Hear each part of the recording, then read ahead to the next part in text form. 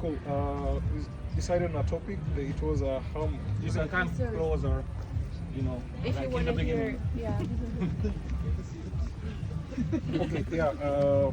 The problem we were tackling was carbon emission, watchdog for industrial players, and the key point that we picked up here was a watchdog, which is something that will always be there whenever this thing happens. So we decided to build a concept using ChatGPT, a concept that will be a warning for basically public shaming. Whenever your carbon emission index goes higher than the normal, it can be fixed in all industrial places, as the question is asking.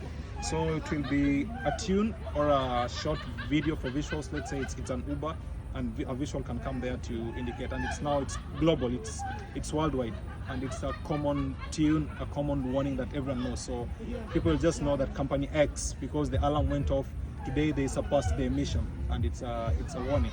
So if it's a car, if it's a restaurant, they'll just know that restaurant has passed the emission.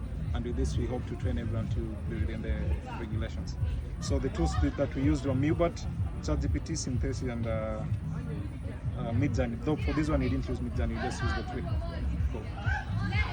The Rupert is the sound. Yes, for the sound.